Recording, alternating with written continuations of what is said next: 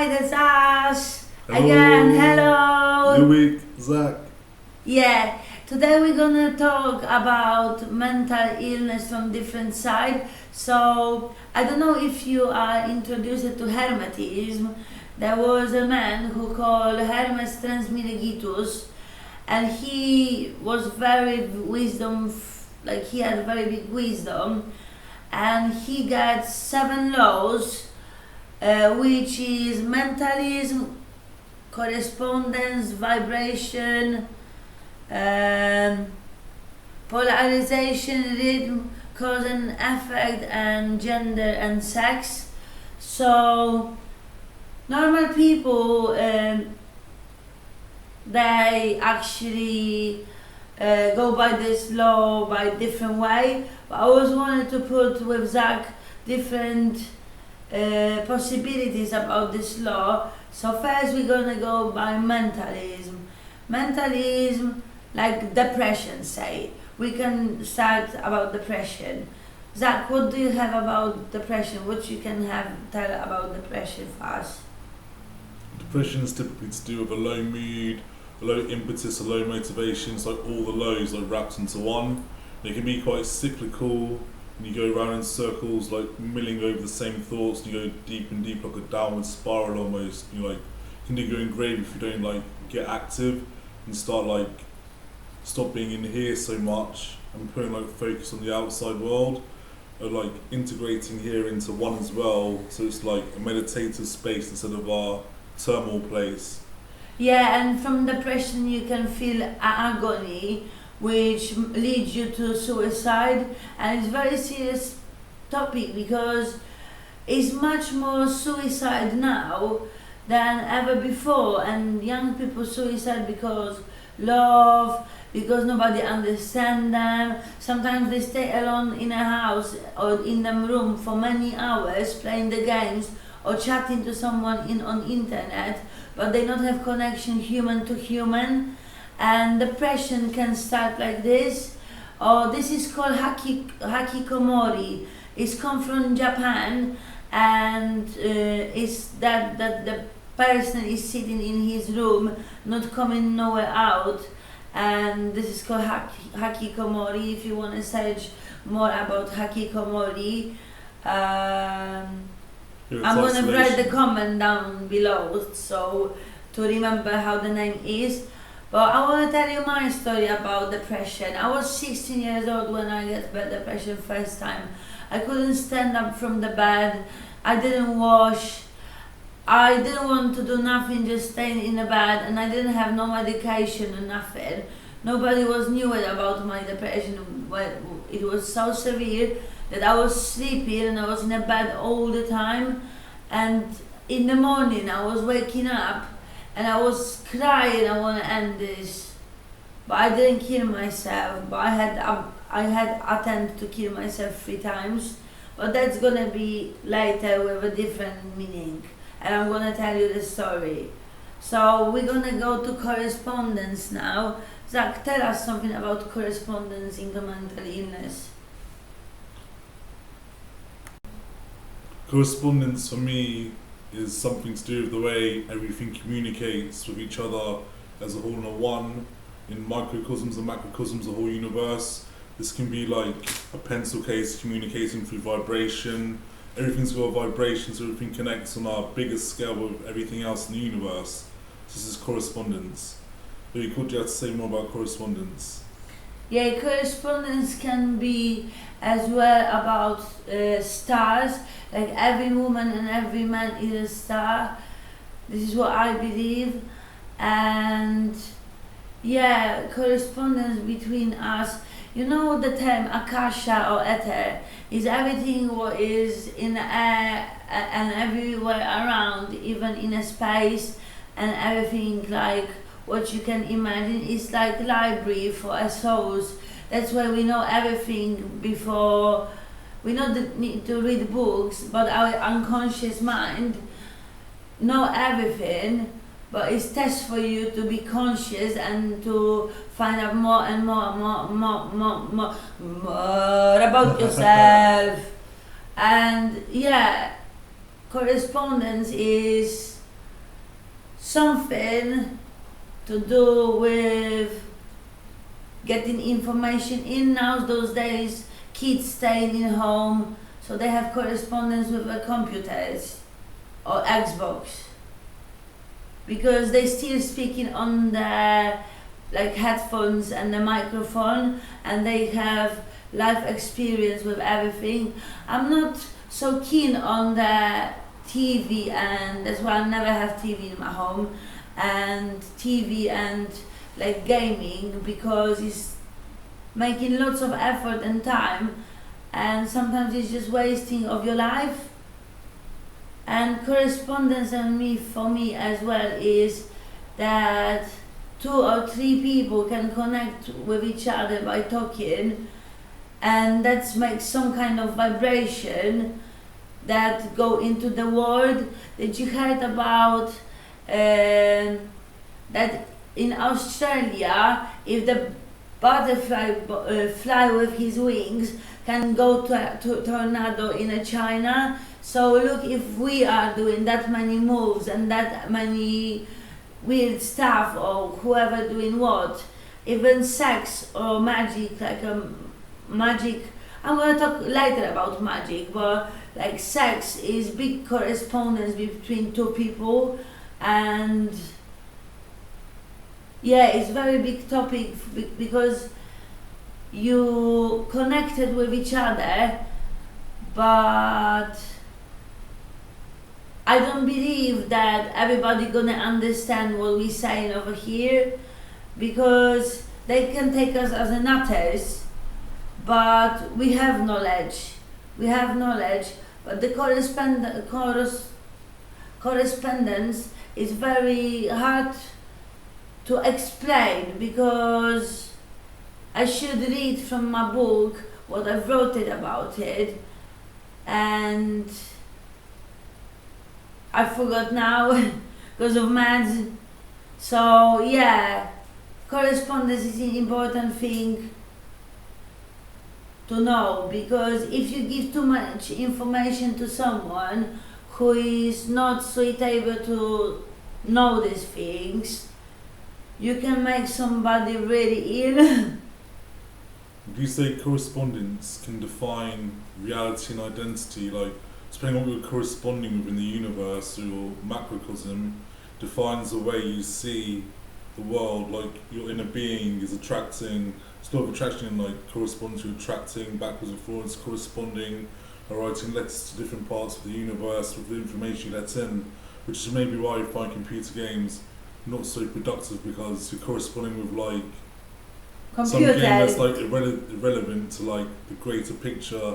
It's just doing it for like pure enjoyment. Like some people like it, you just have a game with their friends or social. There's like limits to it, there isn't there? So it depends where you want to take your consciousness and where you want to develop, where you want to grow, how you want to grow. Because you always want to go down and stay stagnant. So it's like correspondence is very important for growth. Yeah, and when you play this game, your brain DNA is just coded how you play it. And if you do many different things like painting, reading the books, or going for a walk, doing exercise, lots of different cells in the brain works, and you can upload, I'm gonna use this word, upload your brain and change your DNA by that, because the different part of the brain gonna start working everywhere, and the grey cell is gonna give you impulse more and more when you change your lifestyle. Yeah, this is what I wanted to say about correspondence. Yeah, it's a form of evolution, basically.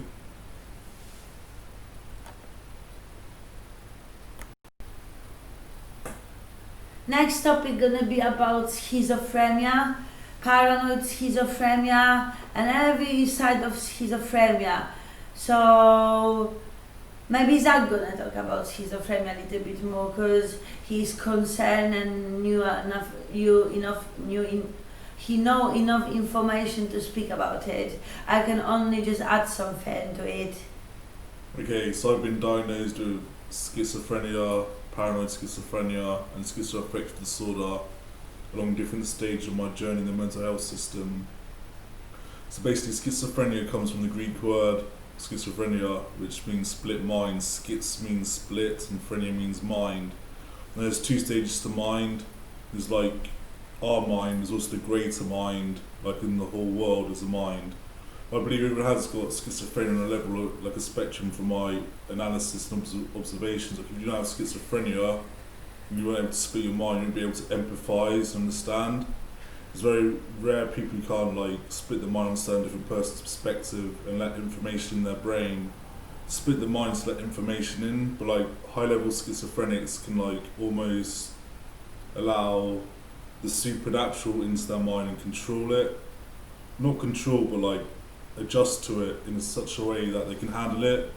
So it's like splitting dimensions at times. Like I'll give an example of an experience I had when I was about 7, like one of my first schizophrenic experiences.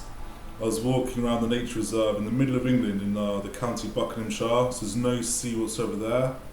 And I'm like walking around this nature reserve, just looking at the beauty of the nature. I look over a fence, and where there should be no sea, I saw like the seaside, the most beautiful paradise. It's like I opened up a new dimension. I went back there like several times to try to find it again. I could never find it again.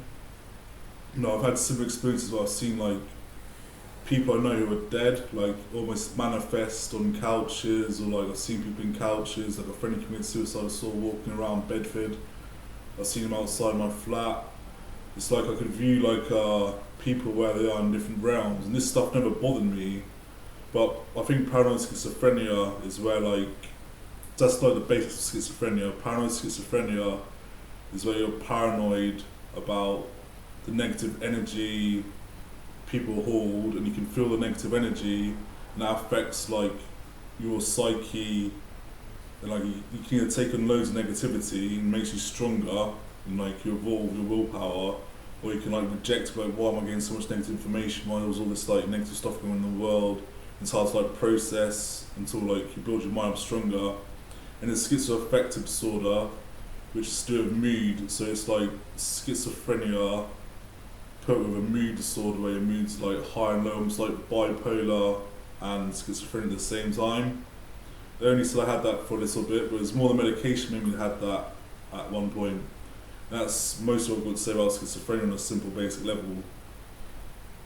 And I would say about schizophrenia, if you really can control it as schizophrenia, not control it by repressing what you feel, but when you see something and don't be bothered by that, or I believe in ghosts and stuff, so schizophrenia may be something what you, like you say, in one dimension, but you see different dimensions, soul, and what's happened like in the past in that place, or true.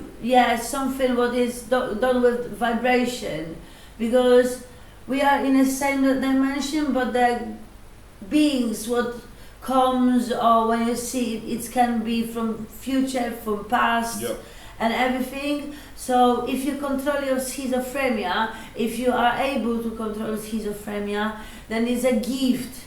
This is a gift. Every mental illness is a gift, as long you can manage with it. They say every curse is a blessing. The word curse turns into cures. Like I've been walking through places and like picked up the history of what's gone on in those places before. I've like woken up, turned on the TV, and it's been like a date in the future. I even believe I've like time travel on the mental plane, like just be able to like connect with the vibrations. So it's a very interesting, like, if you want to call it gift. I believe everyone's got it. It's just you have to tap into it. Some people are more natural at some stuff than other stuff. It's just happened to be my inherent, like, what I could do, like, with ease. So yeah. Now we're gonna talk about normality. What the fuck is normal? Boom!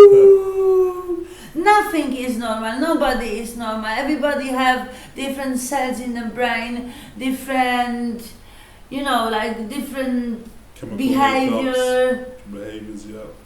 And there is nothing like normal. Some of them people are just so narrow. There is breakfast, work, come back from work, watch TV, go sleep. This is blessing sometimes because you are just narrow and you don't have higher thinking.